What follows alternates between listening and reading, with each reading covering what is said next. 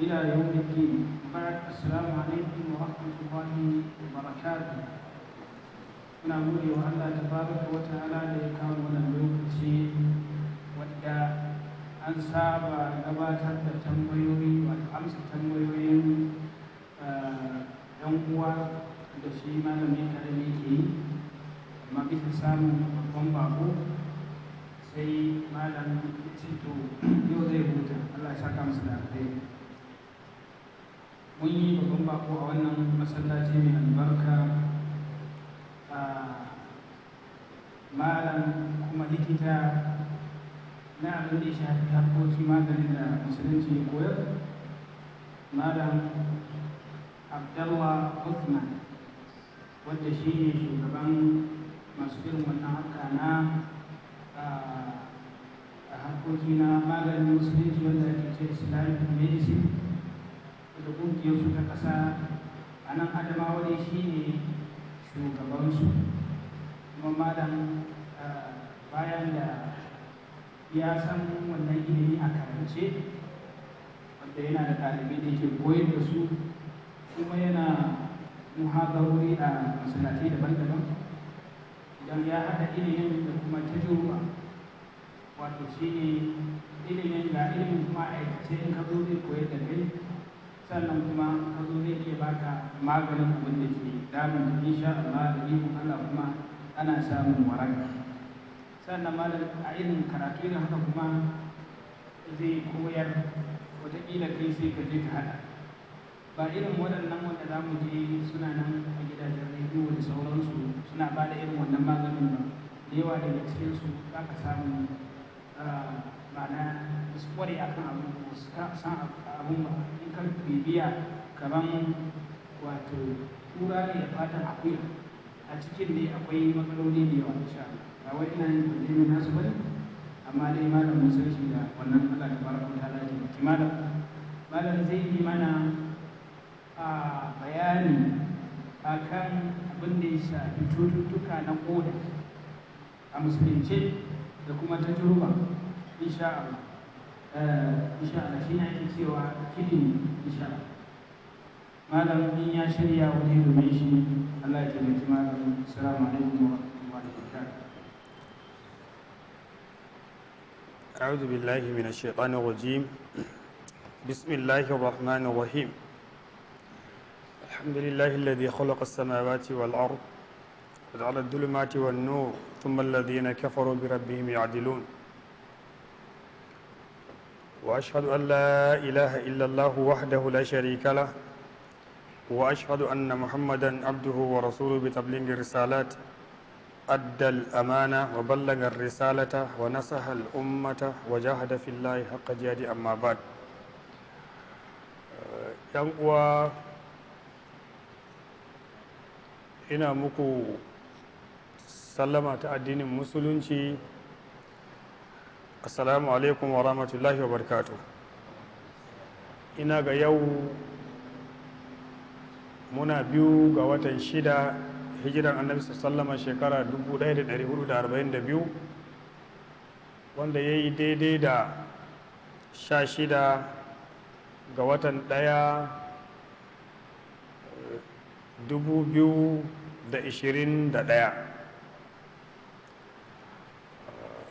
Farko dai shine farko na zuwa a wannan masallacin mai albarka a don gabatar da karatu, amma da ya wani lokaci na kan ratsa in yi sallah. da doka wanda suka gina wannan masallacin Allah ya saka musu da alkhairi, haka ake bukata. Sannan kuma sun gina ta akan manufa mai kyau ta yada addini, to dama haka ake bukata wanda suke da abu su yi kokari irin wannan. Allah ya saka musu da alkhairi. Ita addinin musulunci ba hagun addini bane, ba abun da bai karantar ba. To shi yasa ganin haka aka nemi a wannan bangaren, ta bangaren fannin magunguna, shi ma a zo a koyar da mutane, a wayar musu da kai, kasan wajen wa za ka karbi magani, yaya kuma cututtukan suke tun kafin zuwan bature. akwai magunguna a musulunce yadda ake tafiya da su. Har yanzu Allah maɗaukin sarki da ikonsa ya sa aka haɗa kai don a sake raya wannan sunna ta annabi sallallahu alaihi wa alihi wa sallam. Don dalilin haka ne ya tara mu a wannan masallaci mai albarka, kamar da shi amini na yadda ya gabatar. Haka za mu yi karatu akan abin da ya shafi matsalolin koda da yadda suke, don ba za mu iya gama su gaba ɗaya ba, amma za mu ɗauki da iya abin da ya dace, ba zai hana nan gaba sai mu zo mu ci gaba mu san inda muka tsaya. Allah ya samu wanye lafiya. Ita addini idan aka duba kamar kutubu sitta irin su Bukhari da Muslim, duka za ka samu akwai kitabu tibbi a ciki, akwai babi na likitanci. Manya-manyan maluma irin su Imamu Shafi'i da saura duk sun yi bayani akan yadda muka yi watsi da harkar magunguna na musulunci, don a zamaninsu sun raya wannan abun sosai. Shehu Usman Dan Fodiyo da kansa yana da littafin da ya rubuta a ramatu fi ɗibbi, akwai shi kuma duka akan magunguna ne wanda ya shafi cututtuka da suke damun. Amma za ka yau mun waye gari, za ga mutum da imaninsa da ƙoƙarin sunansa, amma daga ciwo ya same shi kaɗan gurin bokaye zai tafi. To gani wannan muka ce bari mu tare wannan gurin mu ma da ikon Allah maɗaukakin sarki. To doka Allah ya samu wanye lafiya. Za ga yanzu wani cuta in ba cutar da ya dace a ce masa ko sihiri ko wani abu, amma idan ka faɗa hannun wajen wa'anda ba shi ba sai a ce maka sihiri ne, a dinga ana karɓar kuɗaɗenka. To ganin haka kamar yadda na faɗa, Allah ya taimaka mana aka samu haɗin kai, aka samu rajista ta national, dinga muna wayarwa da mutane da ka kamar yadda shi malam ya faɗa. Akwai wasu daga cikinmu yan ɓata gari, alhali ba sanin abun sosai aka yi ba, ma dinga ana karɓar kuɗaɗen mutane. To shi yasa gani haka mu ko za mu yi tsayuwan duka mu tsaya mu nuna mutane lalle ga al'amarin ga yadda abun yake. Doka Allah ya samu wanye lafiya. To a yau kamar shi yadda ya faɗa, za mu yi bayani akan amradul kula wal masana, cututtuka da suka danganci koda da mara. Abunda ya sa aka kira shi amradul kula wal masana, koda da mara, saboda suna haɗe ne waje ɗaya. Koda da mara suna haɗe waje ɗaya, don shi yasa dole idan ka taɓo koda ko ka taɓo mara ne, saboda ganin yadda shi ma cutar ta watsu. To za mu ga menene yake kawo wannan cutar, ta ya ake magance shi da itatuwan namu na gida. Musamman ka duba yanzu abu kaɗan in ka ji asibiti sai a maka dialysis. Kuma dialysis na wahala ne da shi, ba a cika awa mutum ya rayu ba, ko da yake shi ɗin ajali daban cuta daban, amma shi ne da sanadi. Dialysis a zai tsere mutum kamar wani tsire, a dinga ana wanke mai koda, mafi yawa asibiti haka suke yi. To za mu ga itatuwan namu akwai maganin ko babu, saboda babban abu mu muka mai da abun baya, shi yasa abun da ya zama mana haka. Amma yanzu da iko Allah da sarki, abun ya farfado kamar yadda yake a da. Insha Allah ana samun magani a musulunce ba tare da ayyana mutum dialysis ba. Ba don kada mu ɗauki bayan da yawa ba, kawai wa'anda na sani wanda da iko Allah muka ba su magani akan wannan, suna kan dialysis ba muka cire su a kansa, kuma da ikon Allah kuma an warke. Abin da ake bukata ya ƙini ka yadda zai yi, don harkar magani ba yanzu ne aka fara ba. Ka duba littafi da ake kiransa Ash-Shifa'u al-Musnadu ila Nabi sallallahu alaihi wasallam. Littafi ne wanda wani ya yi shi neman magani, wanda sanadinsa hadisai da suka zo daga lokacin ne sallallahu alaihi wasallam. Akwai littafi da ake kiransa al-Ashabu ala jabihan Nabi sallallahu alaihi wasallam. Littafi ne sukutum itatuwa wanda Annabi sallama ya warkar da kansa da su, itatuwa. Littafi yana nan amma da saboda watsinmu an mai da abun ɗin baya shi ya sa kai gani aka sha wahala, amma da Allah ya farfaɗo mana da wannan to za mu riƙe shi hannu bibbiyu. To za mu da wani iri itace ne ya kamata mai wannan cuta ya yi amfani da shi kuma ya warke. Don mafiya wani lokaci magungunan da ake ba mutane wani lokaci mafiya za ka ga chemical ne, shi yasa chemical ba zai dace da nature ɗin jikin mutum ba. Kullum ana kan abu ɗaya, aje a dawo, aje a dawo, aje a dawo. Allah ya mana jagora. Da farko abin da za mu duba menene kodar da kansa, menene muhimmancinsa. Idan ka san muhimmancin abu nan ne ya kamata za ka lura da shi, don koda yana da muhimmanci a jikin mutum. Don akwai al'ada'ur ra'isiyya wanda malai suka ce gaɓoɓi ne wanda su ne manya-manya a jikin mutum, gaɓoɓi guda uku. Akwai zuciya, akwai hanta, akwai koda. Duk wanda ya samu matsala a ciki kamar mota ne mai taya hudu, idan babu taya ɗaya kaga ba za ta je ba, to haka yake. To malai suka ce su wannan kododi guda biyu kuma gaddata ni su wasu ababe ne guda biyu inda alkhasiratai ne suna nan daidai kunkumin mutum suke a nan suke. Don wani ana haifansa da koda ɗaya, amma masu koda ɗaya ba su da yawa a duniya, amma kuma suna nan suna rayuwa da koda ɗaya. To doka wa'annan kododi guda biyu a mazauninsu suna na a daidai kunkumin mutum a nan suke. Wata tasilani bil mathana, kuma sun haɗu ne da mara, sun haɗu da mara. To shi yasa za ga mafi yawa matsalan mara, idan ka bar matsalan maran kai na ciwo ka bar abun har ya daɗe to zai iya taɓa koda, kamar yadda za mu duba. Kamar yadda kiran sa urinary tract infection din nan, idan har ka bar shi yayi yawa, kana jin ciwon mara ka bar shi yayi yawa, to zai iya gangarwa taɓa kodan mutum. Idan ya taɓa koda kuma za mu duba menene illar. Yana haɗe da mara biwasatatil halib, wato ta tsakanin akwai da kiransa alhalib, wasu fat ne guda biyu da suke jone da kan kodan, suna nan sai su gangara a mara, suna nan guda biyu. Su ne abinda sa ake kiransu halib don su ne matatan fitsari. Idan koda jini ya zo gurin, idan koda ta tace jinin zai zama fitsari, to ba da za su bi sai sun bi ta wannan halib ɗin, sai sun bi ta wannan gurin. Idan suka bi ta wannan gurin sannan sai su gangara a kan mara, su tura a mara. Mara kuma zai tara fitsarin ne a gurin. Asalin mara an yi shi don tara fitsari ne, kwando ne na tara fitsari. Amma wannan kuma halib aikinsa guda biyu, zai tura wa wannan maran, sannan ko shi yake nuna maka kana bukatar yin fitsari, wannan halib din. To shi din ma halib akwai cutar da ke iya kama shi, amma lokacin ba zai mana abun nan ba, shi ma za mu yi magana a kansa nan gaban Allah. Da shi ma akwai cutar da ke kama shi, ko ta matsu da zamanto fitsarin ba zai ji yadda ake bukata ba, shi ma akwai matsala.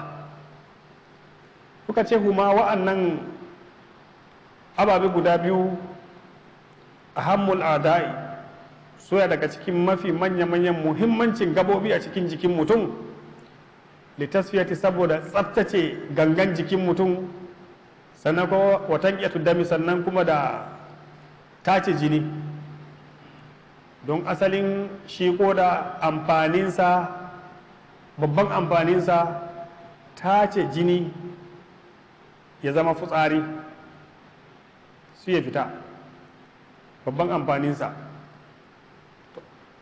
Walkula ita shi koda da ake gani, walahu ahammiyatu ra'isiyan fi tawazi siha, yana da muhimmanci kan gaba-gaba wajen tsara lafiyar mutum. Zaga duk wanda yake da matsalan koda, to shi da lafiya kan babu, shi da lafiya kan babu.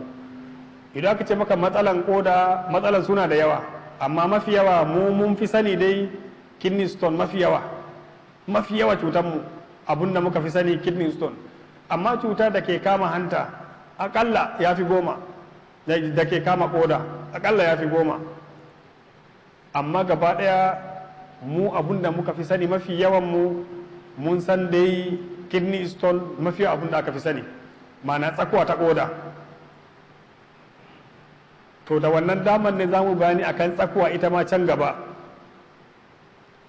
kafin daga baya in Allah ya nuna mana za mu zo mu bi abu ne ɗaya bayan ɗaya. Don akwai kumburin koda, akwai alkabaibat na kodan nan, kofofi guda biyu na kodan, kofunan su ma sun samu matsala, akwai matsala su ma. Shi ka saka ya gani mutum ya zo fitsari, sai fitsari yana haɗe da jini, nan ma akwai matsala a koda ko mara. Ko kuma mutum ya zo fitsari, ya yi fitsari, ya ga fitsarin ɗin akwai wasu abubuwa da suke bin fitsarin kamar nama suke sauka, nan kuma alama ne kodan akwai nama a cikin kodan, akwai naman da ya fara riɓe a gefen kodan. Wannan alamomi kenan. Suka ce wa bisatu ma babban aikinsu ifrazul bauli min ad-dami ne, fitar da fitsari daga jini. Babban suna da wasu ayyuka daban-daban, don koda shi da ɓorgo, don ɓorgo yana nan kamar batir a jikin mutum. Ɓorgo shi yake cajin jikin mutum, batir ne. To suka ce koda shi ko shine batir na biyu, don shi ma koda yana caji, don yana sa jikin mutum ya yi ɗumi. Shi ma kodan da kansa, shi ma shine batir na biyu. Amma babban batir a jikin mutum suka ce ɓorgo ne. Shi yasa kake gani ko stroke da ake gani, stroke da yake kama mutane, ba wani abu bane. Ɓorgon da in ya daina kawo wuta shi kenan. Ɓorgon in ya daina kawo wuta, sai ga hannun mutum ya sake. Duk magani da ake ba kuma karka ɗauka wani abu, don ɓorgon ya yi samu ƙarfi, sannan jijiyoyi su samu ƙarfi sai su tashi. Duk akan ɓorgon da ake ƙoƙari. Shi yasa kwanaki muka yi magana da muka yi bayani akan ciwon shuga, muka ce shi ana lura da ɓorgon mutum tukun. A ba mutum magani da zai ba ɓorgon sai ya yi ƙarfi da jinin sai ya yi ƙarfi, to mai shuga zai iya warkewa. Ba wai tukun ana lura akan pancreas da muka yi bayani ba, tun da yake ba magana muke ba, dalili ya kawo muka yi wannan bayani. To don haka shi koda yana da muhimmanci sosai, yana caja jikin mutum kamar yadda shi ɓorgo yake caja jikin mutum. Sannan wata siya su sannan ita koda har yanzu tana tace duk wani dottin da jini ya kawo da zafi da mai tana tacewa. In ta tace, ta fitar da mara kyau ta bar mai kyau. Hatta irin tururi na zafin jiki, to koda na tace shi, sai ya zo gudu yake tacewa. To idan ka bar wannan koda taka ta samu matsala, to kamar duk jikinka ya samu matsala ne. Sannan wa yusakhinu jasad, sannan ita koda tana sa jikin mutu yayi dumi, tana dumama jiki. Kaɗan daga cikin aikin koda kenan, duk abubuwan suna da yawa amfaninsa a cikin jiki. To da kaga irin wannan abu kaga bai dace mutum ya yi watsi da shi ba. Ka duba duk wanda ya san wanda yake da matsala na kidney, ya san lalle wannan matsalan ta kai matsala. Don idan an ce maka kidney infection, kamar ka je aka gwada ka, wannan magana ne ta gama gari, ba bambance maka ba. Za ga yanzu wani za ka je ka tura shi test ko wani abu a ce maka wannan kidney, wasu ya ce maka kidney infection ne. Infection nan kuma ba bambance maka wanne ne ɗaya daga ciki ba. To duka za mu duba wasu alamomi da zai gane idan ko da mutu ya fara taɓuwa. Alamomin kai da kanka za ka iya gane, idan ka gane lokacin akwai hanyar da za a baka wanda za ka bi ba tare da sai ka kwanta ba. Allah ya samu dace. Abu na biyu da muka ce walhali bani, wa'annan faɗin guda biyu da suke jone da ƙoda wanda suke kaiwa mara, su ka za mu ga muhimmancinsu da aikinsu. Kamar yadda muka faɗa, su ma akwai cutar da ke iya kama wa'annan faɗin guda biyu, masu sanar da mutane lallai akwai alaman jin fitsari. Su suke tura mara, sannan kuma su suke nuna maka ana jin fitsari. Su kuma aikinsu naqlul bauli min al-kulliyati, ita kuma tana kaurar da wannan fitsarin daga koda ne ilal masana zuwa ga mara, kamar yadda muka faɗa.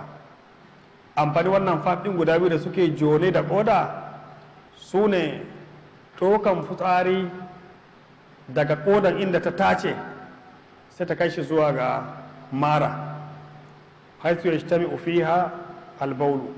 A yayin a wannan lokacin a nan ne matattaran shi wannan fitsarin a maran ne.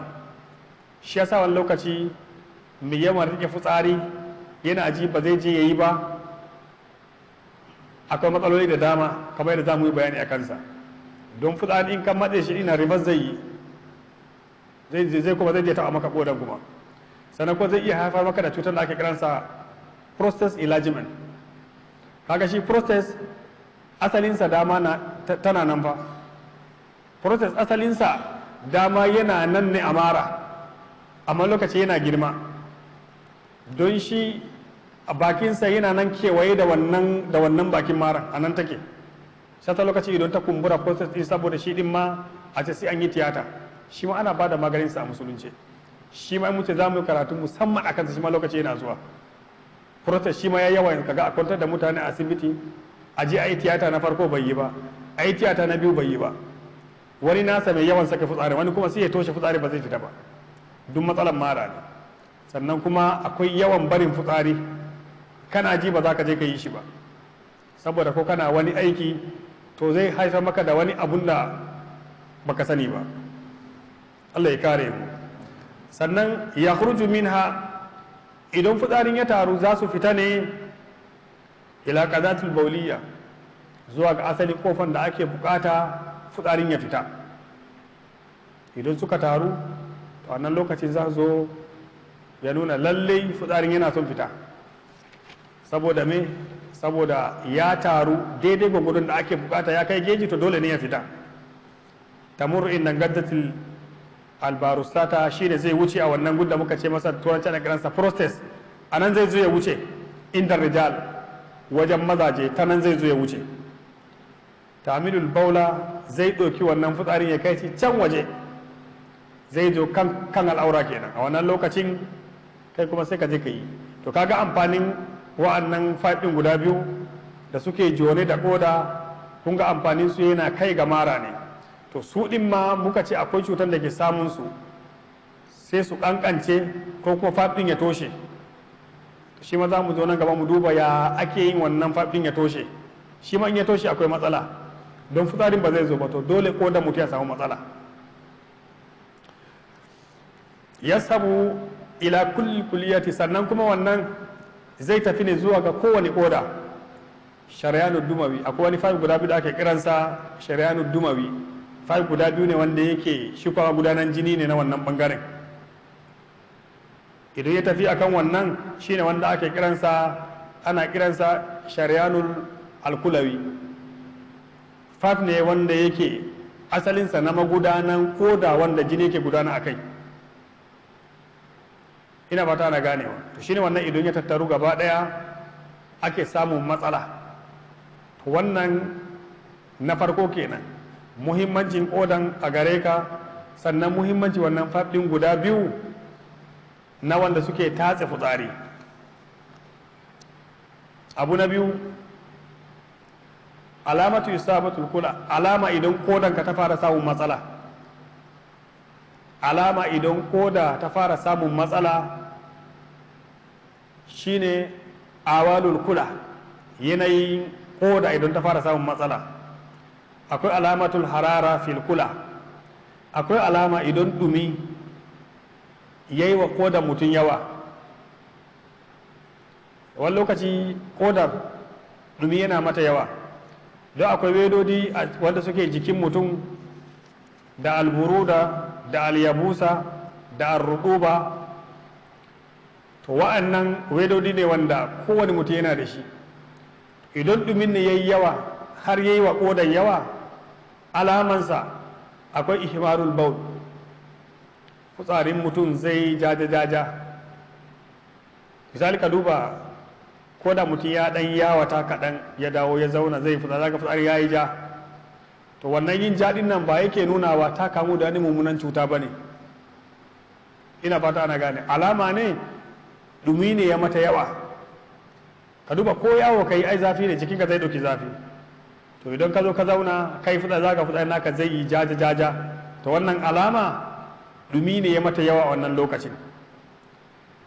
Insibabul bauli, sannan kuma fitarin zai rune ya yi jaja sosai. Sannan wa harkati, sannan wani lokacin ma fitsarin din zai iya ya ribu sosai, ya yi kauri.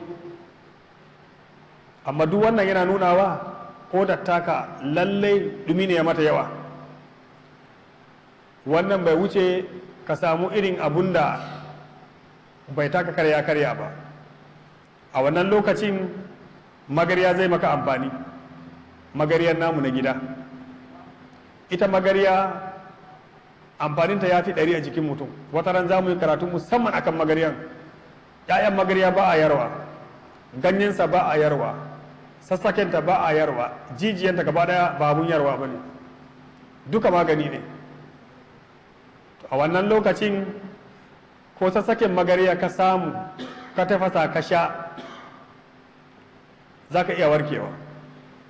Amma yanayin tafasa da idan ka tafasa kar ka ɗauka abun da wuce ɗan ƙaramin kop irin funjan ɗin na ƙananan kop ɗin nan, sha da safe haka da yamma haka, to zai cire wannan ɗumin da ke cikin ƙodar taka da yayi yawa, zai koma daidai. Kar ka sha wanda ya wuce sati ɗaya. Alama ta biyu, akwai alamatul buruda filkula. Akwai alama idan sanyi ne ta yi wa ƙodar yawa, shi ma akwai. Shi kuwa bayadul bauli, ana gane wannan abun alamansa idan ka zo fitsarin zai yi fari sul. Akwai irin wannan ai, za ka fitsarinka ya yi fari sul sosai. Idan har ya yi fari sul ba tare da ɓangaren yana maka ƙaiƙayi ba, to wannan yana nuna wa lallai akwai sanyi ne a ƙodar. Sannan wa illatu sha'awat, sannan kuma da ƙarancin sha'awan son cin abinci da sha'awan wani abu haka. To wannan yana nuna wa lallai akwai alama ne, akwai menene, akwai sanyi tattare a ɓangaren ƙodar mutum. To kaga wannan ma ba wani abu ne wanda yake mai ɗan wahala ba. Wannan idan ka samu tafarnuwa ka tafasa ta, kana sha ƙaramin kwaf ɗin da muka faɗa da safe da yamma zuwa sati ɗaya, ta warware. Irin wannan idan ka tare kafin abu ya yi yawa, a ce tafarnuwa naira 50 zai maka, da zama 50,000 ba zai maka ba. Ina fata kuna ganewa. To wannan himmar muka ɗauka na wayar mutane da kai da kanka gane alaman cutarka, ka magance ta kafin ta zo ta yi maganinka. Ina fata an gane. To duk wanda ya ga wannan alamar karka ta da hankalinka. Tafarnuwa da ka sani, ka same ta kaɗan tafasa kaɗan, ka sha sati ɗaya da safe da yamma, sanyin da ya kama ƙodan zai bari, ka koma normal, ka huta. Sannan wadu fuzar, sannan ko wannan lokaci akwai bayan mutum ba zai ciwo ba, amma za ka ji bayan ka ba nauyi. Alama idan sanyi ta kama ƙoda kenan. Za ka ga farin fitsari da karancin cin abinci tun sha'awa, sannan kuma bayan ka ba ciwo zai yi ba, amma za ka kaman bayan ba nauyi. In ka fara jin wannan, to kai abin da muka faɗa. Alama ta uku, alama kuzaliha, alama idan shi ko da idan ta yanko ne, ma'ana yankonewa idan har ba ta da ƙarfi, duk wanda ya dace ya zama yana tana dan samu dace dan shi babu. Shi kuma alamansa shine uzalul badni, jikin mutum zai fara lalacewa, sai kaga jikinka fatanka ya dinga yankonewa. Amma duk wannan ba yake nuna ciwon ya shiga can jiki ba. Duk wannan yana nuna maka alamomin. Idan ka bar wannan suka hawa, a nan ne fa asalin infection zai iya shige ta. Idan ka bar zafi ya mata yawa, ka gane za ta iya tsagewa, ka gane kuma za ta iya samun fashilul kula, abu da kiransa wato sakewan koda, ta sake gaba daya. To kaga wani lokaci rashin sanin irin wannan alamomin sai ke sa muna ji muna gani abu ya zuyi yawa a ce sai an cire mutum koda an yi da shi. Ana samun kidney failure. Kidney failure yana samuwa ne idan har an bar sanyi yayi yawa ya kamata, to kidney zai iya yin daina aiki. Idan kidney ya daina aiki, kaga ta da hankalinka. Ko rantsuwa za mu yi, akwai wanda din ta tafi gaba ɗaya amma kuma ta dawo. Ai musulunci ba hagun addini ba ne, ba hagun addini ba ne. Duk abin da kake tunani an rubuta shi, duk abin da kake tunani wallahi a rubuce. Kaga abin da muke karatun nan a wajen takardu daɗaɗɗu na manya-manyan maluma.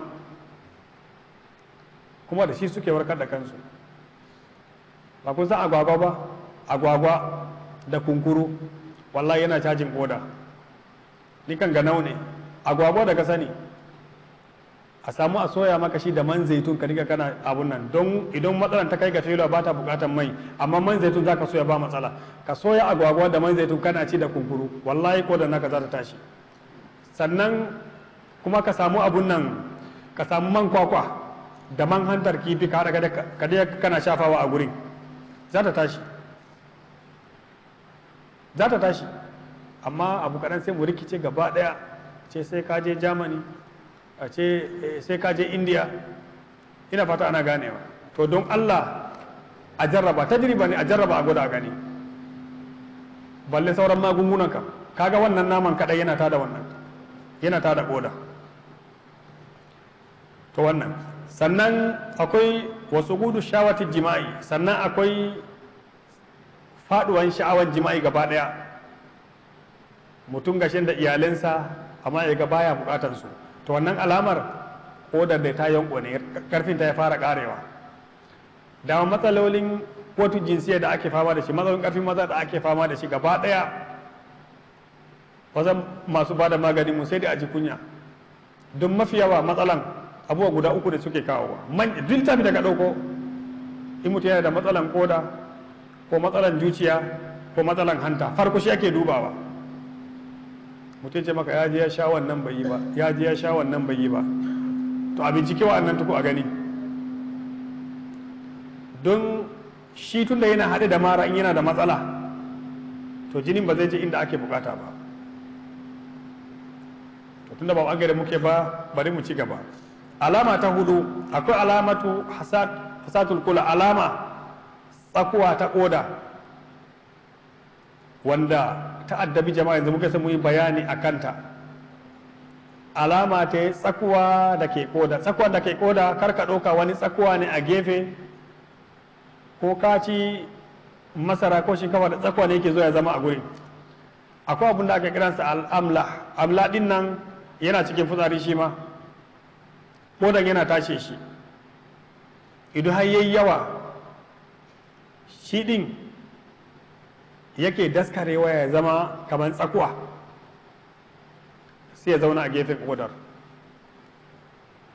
Sannan hakan nan kuma idan kitse ma ta yi yawa, shi ma tana iya zama wannan matsalar, tsakuwa ta koda.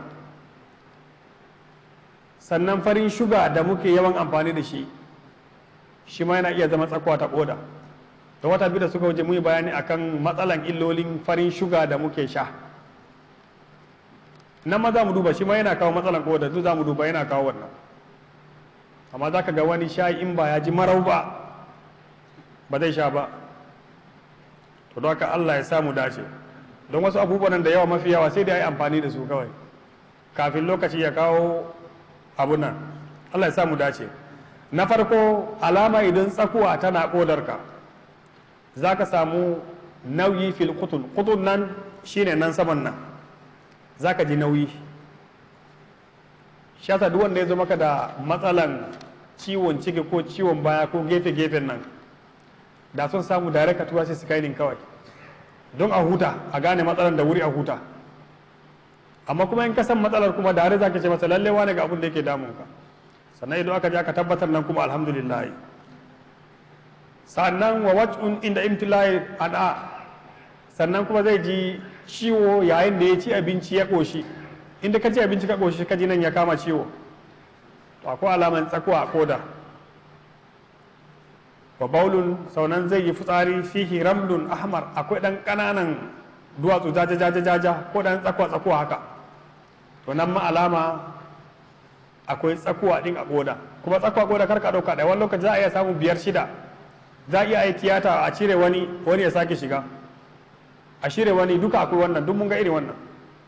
Amma idan aka yi haƙuri, aka yi amfani da abin da za mu faɗa, wani lokaci rashin haƙuri ne. Duk inda ka je maka haƙuri ba za ka warke ba. Duk inda ka je duk saurinka, inda Allah bai kawo maka waraka ba za ka warke ba. Amma lokaci sauri yake kashe mu. Na sha kwana 3 sati ba abun da na je. To ka je inda za a ce sai an maka transfer, a ce a nan ma bai ba ƙwararru ba ne aka samu, a sake ma transfer wani guri. can ma a ce maka ba ƙwararru ba ne, haka nan gaba ɗaya har ka galabaita tun kana da ƙarfi har ka bar abun ma. To da ka komi duk inda abu ba a sa haƙuri ba to sai a hankali. To wannan kenan. Alama ta biyar akwai alamatu quruhul kula, alama idan kuraje ne suke kan ƙodar ka dai a gane. Duk wannan ina son mu riƙe wannan alamomin, idan kuraje ne suke ƙodar ka ya kake suka gane shi. Babban abu sun ce baulun fihi qat'un laham, fitsari ne za a ga kaman dan nama a fite da wannan fitsarin, to alama dai akwai kuraje a koda tare da zafi, kuma akwai kuraje ne a koda. Inda kai fitsari kaga da dan tsakuwa kuma kana jin nan din yana maka ciwo akwai alaman dan kaman nama haka, to wannan alama ne a kodar mutum akwai kuraje. Sai alama ta shida alamatul kabaibat, alama idan asalin kunnun kofuna na kodan suka samu matsala, shi ne ikhtiladu dami bil bauli. a lokacin mutum yana fitsari za ka ga haɗe da jini. Fitsari a haɗe da jini abu biyu ne, farko akwai wannan ɗin idan har suka kasa kofunan to za su sake fitsarin ɗin su tace rabi su bar rabi sai jini ya bi. Na biyu ko akwai matsalar mara, shi ma zai iya fidda wannan jinin. Na uku kodan gaba ɗaya in ta kasa ma za ta iya sake kaga jini kawai yake fita, jini kawai yake fita gaba ɗaya, duka wannan. To da shi kuma alamansa intifahul kahilai ne, za ka ga mai wannan alamar za ka ga kafafuwan sannan za su ɗan kumbura kaɗan. Idan kaga sun ɗan kumbura to alama ne shi kodar mutum a kababaɗin alama sun ɗan kasa, sun samu matsala. Sannan kuma akwai kumburi a ƙarƙashin nan idon nan, akwai kumburi a wannan lokacin, to alama ne lallai wa'annan sun taɓu. A takaice ne in kuka duba kaga sai matsalan koda yana da yawa, amma mafiya mun fi sani dai akan wannan tsakuwa ta kodan muka fi sani. Abu ta uku, dalilai da yake sa ake kamuwa da shi ciwon koda ko cututtuka na koda. Karanci abu guda 11 muka kawo nan, amma suna da yawa, don duk abin da muka mun shi ne a takaice. Na farko akwai matsala ta farko itibasul bauli, rike fitsari kamar yadda muka yi bayani a farko.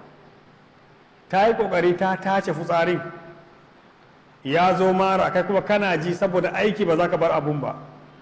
Za ga lokacin idan mutum ya rike fitsari sosai, za ga cikin sannan sai ya kumbura yana ciwo har kan cibiyansa, saboda mai ya koma to bari ya hauro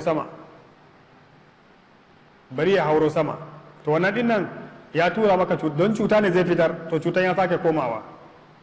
To sun ce a wannan idan cutan ya koma wannan lokacin amla da muka faɗa yana ciki, zai je tattaru ya zama tsakuwa. Sannan kuma zai iya sa wannan abun nan din kidney failure ya kamu.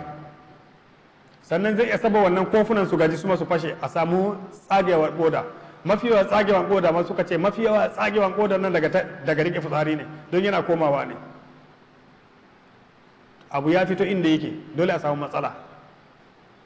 Abu na biyu itihabul masana, zafin mara. Inda kana yawan jin zafin mara, igogar tun da wuri ka magance shi, barinsa ya kan iya koma ga koda. Urinary tract infection din nan kaɗan a nan ake jinsa, kaɗan in ka je kai scanning kaɗan ana jinsa a nan, daga baya za ka ji ya hauro, yana haurowa zai koma sama ne, sai ga ya kama koda. Ɓangaren tract infection nan mafi yawansa in an bar shi yana kama koda. Hanya ta uku akwai kiba, wanda yake da kiba sosai in baya motsa jiki to nama abun nan din zai iya taruwa a nan, kitse zai iya taruwa a nan har ya cutar da odar. Amma kuma ba kowane mai jiki ba ne yake iya kamuwa da wannan din, amma daga cikin alama likitoci musulunci suka duba akwai wannan ma. Abu na hudu akwai takararul hamli, mace mai yawan ɗaukan ciki.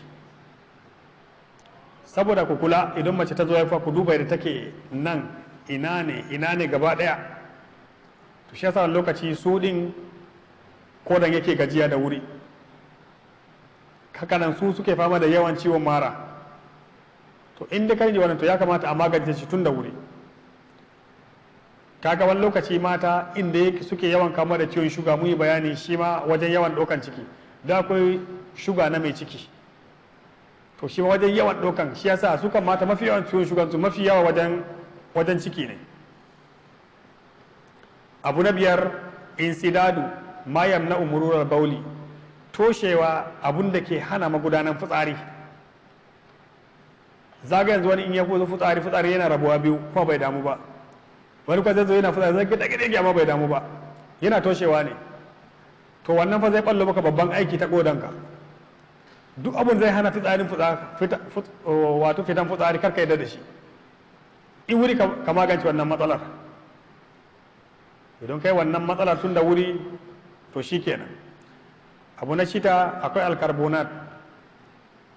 Mafiya duk abubuwa da suke da gas, irin su coke, irin su maltina, irin su fanta, duk suna da gas. Inda za ka yawaita, shi zaka yi gani matsalan koda ta yawaita a yanzu. Don ko shugan da ke ciki dinnan in ka lura shi din yana iya narkewa ya koma gefen kodan ya zauna, shi yasa matsalan kodan ta yawaita. Akwai littafi da nake da shi wanda yake magana akan abinci, akan ire-ire wannan abubuwan, mu kuma mun saba da shi. Inda za ka yawaita shi ka kamu da shuga, ka samu matsalan koda kuma. Ina fata ana ganewa, kar ka yawaita shi, amma inda za ka yawaita shi kam to da ya mutu ya tsira daga cikin wannan abubuwa guda biyu. Wannan malamai na suka gani suka fitar, ba kirkiro shi ne ba, sun gane abun da zai taimaka mana ne a lafiyanmu. Na bakwai, akwai alcohol, duk abin da yake da bugarwa, sama irin giya da sauran abubuwa, to su suna taɓa koda da hanta. Duk wannan dalilai da ke sa yake taɓa mutane kodansa. Sannan sai sukarul abyab, farin shuga da muka yi bani a kansa, kamar da na gaya muku kwanakin mun ɗaya magana a kansa, akan illolin farin shugan nan. Yakan daskarewa ya zama tsakuwa ta koda, yana lalata koda, yana taba hanta, yana sa warin baki, yana sa bugun zuciya, yana sa hawan jini, duk farin shugan da kuke gani. Amma akwai asalin shuga da aka yi a da muka yi bayani, ana yinsa da shamandar, shi ana kiransa beetroot, yanzu ana samun sa a kasuwan nan, amma asalinsa. Amma akwai shugan da ake yi da beetroot ɗima yanzu akwai shi, yana nan kamar ruwan ƙasa-ƙasa, suga ɗan Brazil ake kiransa, sai dai tsada. Shi ba shi da illa, amma akwai tsada. Amma mafi yawa farin nan ka sai dai a yi sha'ani da shi. Illolinsa muka kirga kaɗan guda 10 a wannan lokacin. Idan muka ce za mu yi karatu a kansa zalla ma shi ma akwai matsala. Amma a sashi kaɗan, ina fata ana ganewa, kaɗan kar yayi yawa, ina fata ana ganewa. To idan har yayi yawa to yana fa mutane abubuwa da yawa. Abin da ta ba za mu hana mutane abun ba, in kana mutum ka kawo masa abin da zai rike, tun da riga an saba da zaƙin ko, to amma a sa kaɗan. Abu na tara da ke kawo matsalan koda, akwai asurau, faduwa. Idan mutum ya faɗi ta gefen ta yiwu ta fashe ko ta ji rauni, haka nan yawan kishin gide bangare ɗaya, in mutum ya daɗe za ka ganin naka yana ciwo. To na ba yake cewa ka kamu da ciwon sosai ba, amma ka kiyaye. Abu na 10 da ke kawo wannan matsalar, akwai khafu shadid, a gaya maka abu sai ka tsorata lokacin guda. Idan zuciya ta bugu to za ka ga abun ɗin ma. Abu na 11, akwai da'usil, cutan TB. Cutan TB idan shi ma har ya shiga jikin mutum to shi ma yakan iya taɓa kodan mutum. Abu namu na ƙarshe, dama duk ɗin abun ɗin mun samarajin ɗinsa, al'ilaj, yadda ake samun magani abun da muka faɗa. Dama mu duk inda muka yi bayani to za mu kawo mafita wanda zai iya haɗawa, in ya ji wannan zai iya ji ya haɗa, amma ya bi yadda muke yin bayani, kada ji haɗa abin da zai fi ƙarfinsa kuma. Na farko bayani akan alhasawatu war rimal, tsakkuwa da wasu ɗan gari-gari da suke kewaye da koda, idan ka ji aka suke ne aka gane farko akwai samgul arabi.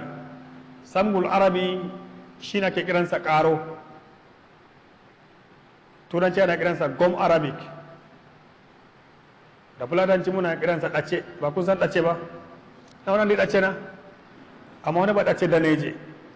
Farin ƙaro ake bukata a samu. Wannan mujarrabun ne ba yanzu aka fara shi ba. Yana magani duk wata tsakuwan da ke cikin kodar mutum, amma in aka yi haƙuri. Yadda ake yi hanyoyi guda biyu, wasu suna tsotsonsa kamar chocolate, amma yadda ake bukata ka samu ruwan ɗumi ka saka shi ka bar shi zai narke. ya narke da ɗan ɗuminsa da safe kafin cin abinci sai ka sha kwab ɗaya, da yamma haka inda ka ɗauki lokaci tsakon zai fita da kanta, kuma za ta lalata ta bi fitsarin ta fita. ƙaro magani ne. Amfanin ƙaro ina ga ya fi 90, ƙaro nan da muke gani shi man an ce za a yi karatu a kansa ya wadatar. ƙaron yana magani cututtuka da dama a jikin mutum. to idan aka samu wannan ƙaron fari, in babu farin ko ja a yi amfani da shi, ko jan ma zai yi, amma farin aka fi so. Sannan hanya ta biyu akwai shurbul ma, mutum ya dinga yana shan ruwan dumi. Ruwa da ake bukata mutum ya sha din nan ruwan dumi ne fa, ba shayi ba. Ruwa da safe ka samu ruwan dumi kop ɗaya ka sha, ko kofi biyu da safe haka da yamma haka, shi ma yana fidda shi da ikon Allah. Hanya ta biyu na magance wannan tsakuwa ta koda ko kitsan ya taruwa kodan mutum, akwai bagdunas. Bagdunas a samu ƴaƴansa, turanci suna kiransa fasili, da turanci ake kiransa fasili, amma a samu seed ɗinsa a duka shi a hada da ruwan dumi ana sha, yana cire tsakon koda da wuri. Akwai shi da malan suka ce giza uku da wa uku, abinci ku shine maganin ku, kaga ana abinci da shi. Abu na biyu akwai alhindaba, dandelion da turanci ake kiransa dandelion. Shi hindaba idan ka same shi akan sha da safe da yamma a ruwan dumi, da safe da yamma. Yanzu akwai shayin sama ana kawo lipton ɗinsa, da safe da yamma mutum zai iya warkewa. Hanya ta uku akwai hamadul aswad. Hamadul aswad, hamadul aswad abun ne da fulatanci ana kiransa nilbe, da hausa kawai ake kiransa sai dai shi ban abun nan nasa ba, amma nilbe ake kiransa don ana sai da su a kasuwan nan ma. to shi din ana samun sassakensa, akan iya sha da ruwan dumi da safe haka da yamma haka, akan iya warkewa. Ina ga akwai wanda ya taba gaya sunansa da hausa na shi afaka, ina fata ana ganewa. Na'am, danya kenya, yawwa shine kenya ko kuma kenya. to shi din gaskiya mujarrabun ne, shi ma yana ci da wannan tsakuwa ta koda. kaga itace namu na gida ana kiransa hamadul aswad da larabci, yana da amfani sosai shi ma. Abu na uku babba shine ana samun garin habbatu sauda kamar cokali 5, samu garin fijil cokali 3, sai a samu garin uzil hindi asali cokali 3, a samu garin sazabu cokali 2, sai a hada da zuma, a saka zamzam saboda ya yi abun nan, saboda ya dan tsinke a dinga ana shan cokal ɗaya da safe ɗaya da yamma, ɗaya da safe ɗaya da yamma. duk wata tsakwa shi kuwa duk wata matsala na ƙorar da muka kirga yana matsalolinta. Abu na 5 na ƙarshe ana sha man zaitun a cikin ruwan ɗumi, amma mai kyau. ku samu man zaitun mai kyau, ba irin ɗan naira 100 nan ba, shi kan ba inda zai je, sai dai ma ya ƙara maka abu. ka samu mai kyau kana sha da ruwan ɗumi da safe da yamma, da safe da yamma.